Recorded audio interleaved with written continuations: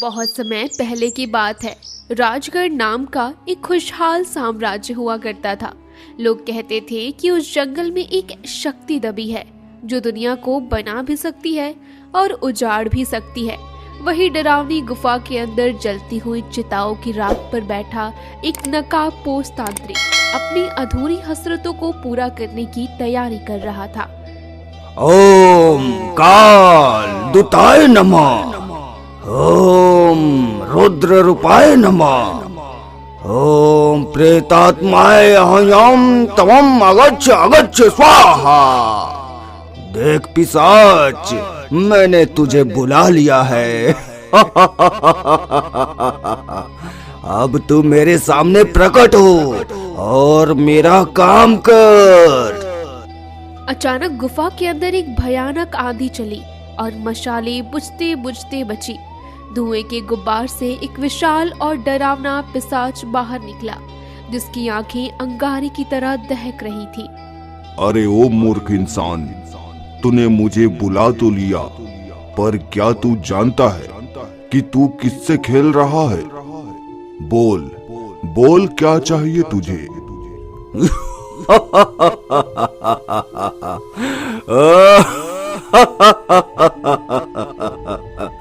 मुझे वो जादुई सोने का मुकुट चाहिए पिशाच। अरे वही मुकुट जिसे पहनकर मैं इस पूरी दुनिया का बेताज बादशाह बन सकूं और मेरा मुकाबला करने वाला कोई राजा पैदा ना हो। मैं चाहता हूँ कि बड़ी से बड़ी सेना भी मेरे सामने घुटने टेक दे।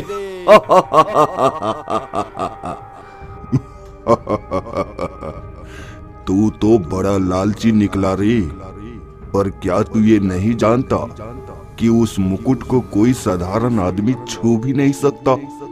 उसे तो केवल राजा विक्रम की 7वीं पीढ़ी का वो पुत्र ही ढूंढ सकता है जिसकी रगों में शाही खून दौड़ रहा हो। मैं सब जानता हूँ, इसीलिए तो तुझे बुलाया है।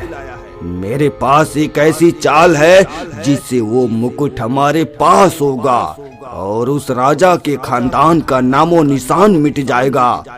बस तू मेरा साथ दे। अगले दिन सुबह का सूरज निकला तो राजगढ़ के महल में चहल पहल थी।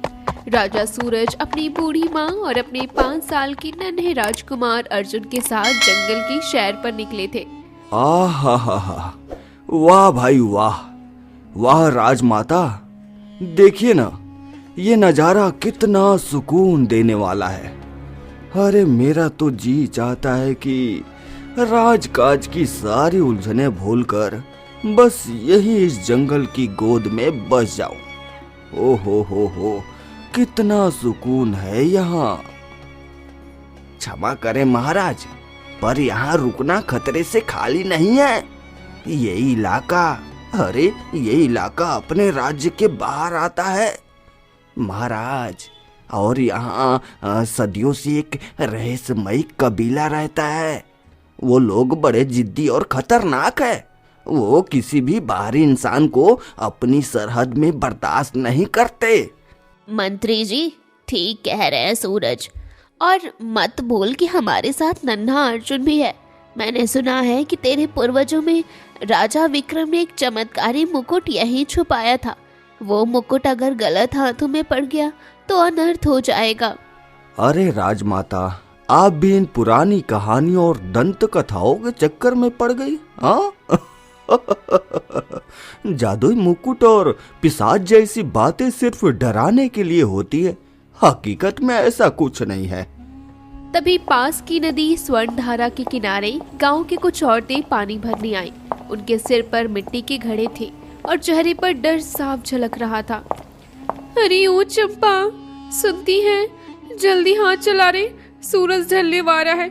और तुझे पता है ना कि इस नदी के उस पार वो कबीला क्या बवाल मचाता है। कल ही सुक्खू कह रहा था कि उसने वहाँ एक साया देखा जो हवा में उड़ रहा था। अरे चुप कर बहन, तू तो बस डराने की बात करती रहती है। पर हाँ, बात तो सच है। सुना है वो सरदार गजोधर बहुत खूंखार आदमी है। वो तो इंसानों की बलि चढ़ा देता है। जल्दी जल्दी चल, भाग यहाँ से, वरना कोई देख लेगा तो आफत आ जाएगी। अभी गांव की औरतें भाग ही रही थी कि अचानक आसमान में काला धुआं छा गया। बिजली कड़की और राजा सूरज के सामने वही डरावना पिशाच प्रकट हो गया। राजा ने फौरन अपनी तलवार खींच ली। तुझे क्या लगता है राजा कि ये खिलौने जैसी तलवार मेरा कुछ बिगाड़ पाएगी? अरे तू तो बस एक मामूली इंसान है और मैं मौत का फरिश्ता हूँ। आज तेरा ये लाडला राजकुमार मेरा होगा। इससे पहले कि कोई कुछ समझ पाता, पिशाच ने झटपट्टा मारा और नन्हे अर्जुन को उठाकर काले धुएं में गायब हो गया। देखते ही देखते 20 साल बीत गए। अब वो छोटा राजकुमार अर्जुन उस कबीले में आदित्य नाम से बड़ा हो चुका था। उसे कुछ भी याद नहीं था कि वो कौन है। उसके लिए वो कबीला और वहाँ का सरदार ही सब कुछ था। कबीला अब संकट में था क्योंकि वहाँ एक के बाद एक मौत हो रही थी। हाँ तो सरदार, आप इतना उदास क्यों बैठे? अरे कबीले में सब ठीक तो है ना? कैसे ठीक होगा भीरू? मेरे 2 बेटे हैं, अशोक और आदित्य। दोनों सरदार बनना चाहते हैं, पर जगह तो एक ही है। ऊपर से वो पिशाच रोज किसी न किसी का खून पी रहा है। अरे आज बिरसा की पत्नी मोरनी को भी मार दिया उसने। सरदार बचाइए हमें, वो राक्षस मेरी पत्नी को चबा गया। अगर हम ऐसे ही मरते रहे तो कबीलों में कोई नहीं बचेगा। आदित्य भैया, आप तो शेर जैसे जवान हैं, अरे कुछ कीजिए भैया। तो फिक्र मत कर बिरला, मैं उस दरिंदे की गर्दन काट कर ही दम लूंगा। अरे उसने कबीले की शांति छीन ली है, अब मैं उसकी चैन छीन लूंगा। तभी कबीले के बीचों बीच एक फटे हाल साधु महाराज आए। उनके गले में रुद्राक्ष की माला थी और चेहरे पर एक अजीब सी चमक थी।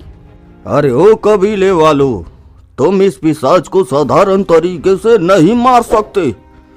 ये कोई मामूली वाला नहीं है। इसे खत्म करने के लिए तुम्हें वो अग्निवेश जादुई सोने का मुकुट लाना होगा।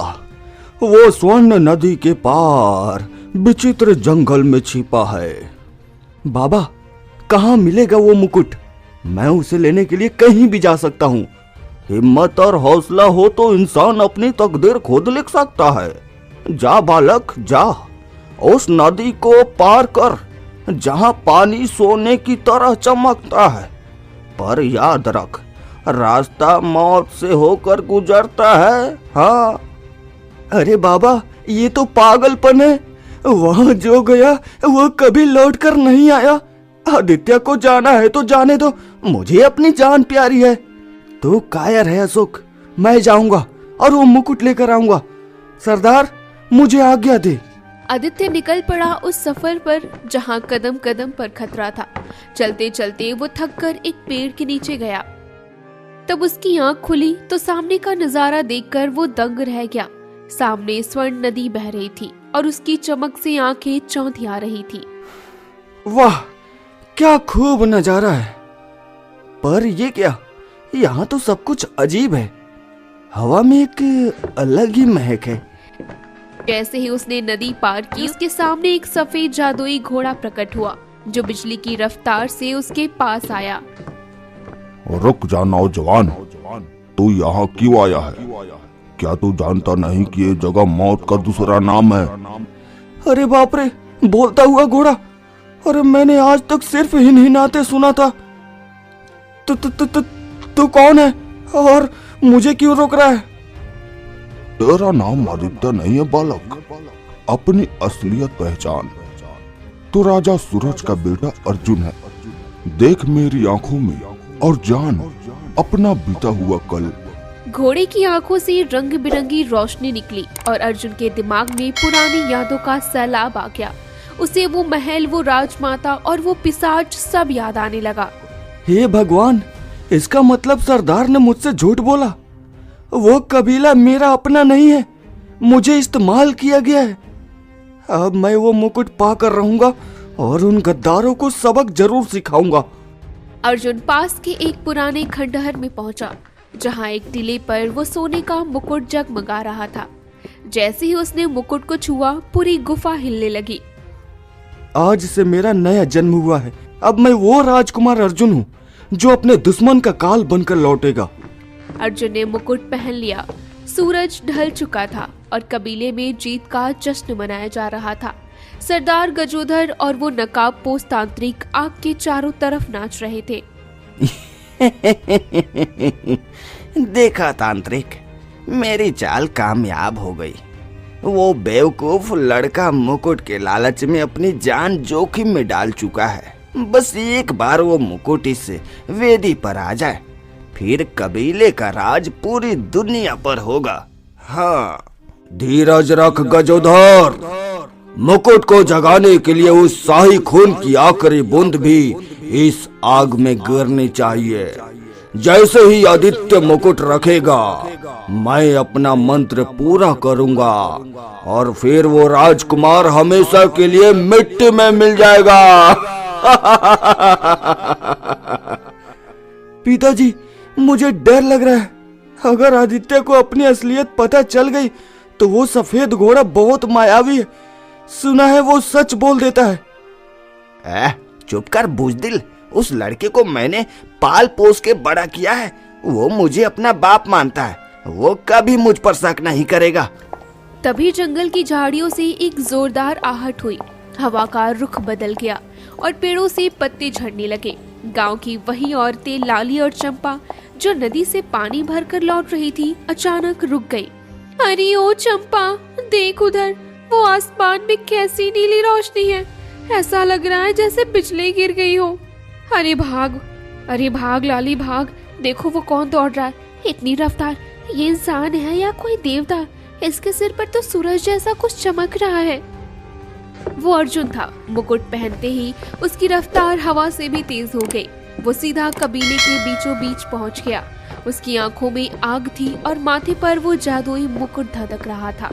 कहाँ है वो गद्दार गजोधर? बाहर निकल, आज तेरे पापों का घड़ा भर गया है। पूरा कबीला इकट्ठा हो गया। सरदार गजोधर और तांत्रिक हक्के बक्के रह गए। अर्जुन को इस रूप में देखकर उनकी रूह कांप गई। आदित्य बेटा, ये क्या पागलपन है? ये मुकुट तूने क्यों पहन लिया? इसे उतार और वेदी पर रख दे। देख, पिशाच भूखा है, इसे शांत करना होगा।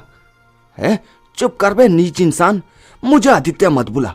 मेरा नाम अर्जुन है, राजा सूरज का बेटा। तूने 20 साल तक मुझे धोखे में रखा। तूने मेरी माँ बाप को मुझसे छीना, मुझे ही मोहरा बनाया। अरे ये तो सच जान गया गजोधर। अब देर मत कर, मार डाल इसे। इसके पास मुकुट है, इसे खत्म करना होगा वरना ये हमें भस्म कर देगा। देख भाई, ज्यादा मत उड़। तू अकेला है और हम पूरे कबीले एक साथ। एक इशारे पर तेरे टुकड़े टुकड़े कर देंगे ये शिकारी। हाँ तो बुला ना, बुला ले अपने इन पालतू कुत्तों को। आज ना ये तांत्रिक बचेगा और ना ये तेरा झूठा कबीला। तभी कबीले के खूंखार शिकारी हाथ में भाल लेकर अर्जुन पर टूटे। पर अर्जुन ने जैसे ही मुकुट को छुआ, उसमें से बिजली की ऐसी लहरें निकली, जो भी करीब आया वो जलकर राख हो गया। ये क्या हो रहा है सरदार? ये तो कोई जादुई शक्ति है। अरे बचाओ हमें। बिरसा, तू और तेरे लोग मासूम हो, पीछे हट जाओ। मेरा हिसाब सिर्फ इन 3 शैतानों से है। गजोधर, तूने मेरी माँ को रुलाया था। आज तेरी चीखें कोई सुनने वाला नहीं होगा। ओम ह्रीम क्लीम पिशाच जाग, भस्म कर दे इसे। तांत्रिक ने जैसे ही मंत्र पढ़ा, वही विशाल पिशाच फिर से प्रकट हुआ। उसने अपनी बड़ी बड़ी भुजाओं से अर्जुन को दबोचने की कोशिश की। राजकुमार, तेरा खून मुझे अमर बना देगा। दे दे मुझे ये मुकुट। तू तो बस एक परछाई है पिशाच। असली रोशनी के सामने तेरी कोई औकात नहीं। ओम क्रोधांग्नि नष्टा, ओम दिव्य ज्योति प्रकटय। अर्जुन ने मुकुट से निकलने वाली रोशनी को एक तलवार का रूप दिया और सीधे पिशाच की छाती में घोंप दिया। पिशाच एक जोरदार चीख के साथ धुएं में बदल गया। नहीं, मेरा पिशाच, मेरा सारा जादू खत्म हो गया। तांत्रिक, अरे कुछ कर। मैं भाग रहा हूँ गजोधर। ये लड़का अब इंसान नहीं रहा, ये साक्षात देवता बन गया है। कहाँ भागेगा तांत्रिक? तेरे जैसे पापियों के लिए इस दुनिया में कोई जगह नहीं है। अर्जुन ने मुकुट की शक्ति से एक घेरा बनाया और तांत्रिक को वहीं जकड़ दिया। देखते ही देखते तांत्रिक पत्थर का बन गया। अब बारी गजोदर की थी। वो पैरों में गिरकर गिड़गिड़ाने लगा। अर्जुन बेटा, मुझे माफ कर दे, मैंने ही तुझे पाला था। अरे कम से कम उस ममता का तो ख्याल रख। ममता? तूने मुझे पालकर मुझ पर एहसान नहीं किया, बल्कि मेरा बचपन चुराया है। तूने मेरे कबीले के भाई बहनों को डरा कर रखा। आज तेरा अंत निश्चित है। अर्जुन ने मुकुट की चमक तेज की और गजोदर का शरीर राख में बदल गया। कबीले के लोग डर और सम्मान से अर्जुन के सामने झुक गए। तभी वहां वही सफेद घोड़ा आया। राजकुमार, तुम्हारा काम पूरा हुआ। अब समय है अपने असली घर लौटने का। तुम्हारे पिता तुम्हारी राह देख रहे हैं। अर्जुन ने गांव वालों को आजाद किया और घोड़े पर सवार होकर अपने महल की ओर बढ़ा। महल में राजा सूरज और राजमाता उदास बैठे थे। 20 साल हो गए मंत्री जी, अब तो उम्मीद भी हार गई है। मेरा अर्जुन कभी वापस नहीं आएगा। महाराज, अरे बाहर देखिए, कोई घोड़े पर सवार होकर आ रहा है।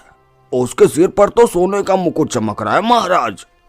अर्जुन महल के आंगन में उतरा। उसे देखते ही राजमाता की आंखों में आंसू बहने लगे।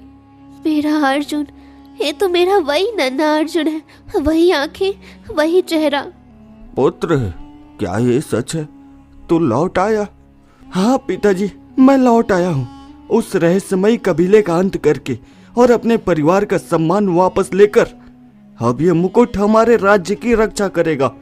पूरे राजगढ़ में ढोल नगाड़े बजने लगे। खुशियां मनाई गई। अर्जुन ने न केवल अपना हक पाया, बल्कि उस जादुई मुकुट की शक्ति से पूरी दुनिया में शांति स्थापित की।